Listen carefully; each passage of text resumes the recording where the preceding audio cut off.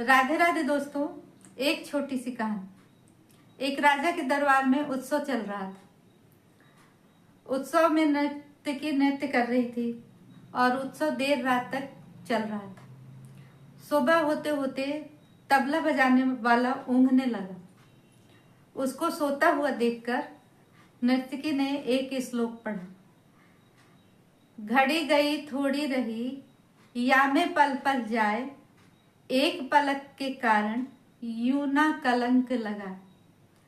नर्तकी का ये दोहा सुनकर राजा का बेटा राजकुमार दौड़ता हुआ आया और नर्तकी को अपना मुकुट भेंट कर दिया।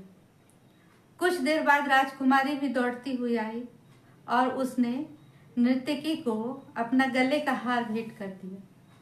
ये तब राजा ने सोचा कि आज मेरे बच्चे इतना महंगा महंगा तोहफा दे रहे हैं।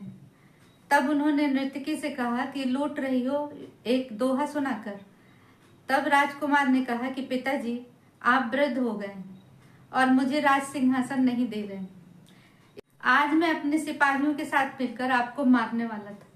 इस नर्तकी का दोहा सुनकर मैं भागकर आया क्योंकि मेरी आंखें खुल गई कि अब समय बहुत कम बचा है, तो मैं ये कलंक अपने सिर पर क्यों लूं। राजकुमारी ने कहा कि जी पिताजी, मैं भी महावत के साथ आज भागने वाली थी क्योंकि आप मेरा विवाह तो करवा नहीं रहे हैं। फिर मैंने नर्तकी का दोहा सुना तो मैंने अपना विचार बदल दिया। मेरी आंखें खुल गईं क्योंकि मैंने सोचा कि अब समय बहुत कम है, फिर मैं ये कलंक अपने सिर पर क्यों लूं। राजकुमार और राजकुमारी की बातें सुनकर राजा की भी आंखें खुल गई। उन्होंने कहा कि राजकुमार, सबसे पहले तो तुम ये राजगद्दी ग्रहण करो और राजकुमारी, आपके लिए भी हम एक स्वयंवर का आयोजन करते हैं। आप योग्य वर उसमें से चुन लीजिए। और मुझे लगता है कि मेरे जीवन में भी कुछ ही समय शेष रह गया है, तो मुझे जंगल में जाकर भगवान के भजन कीर्तन में अपना समय बिताना चाहिए।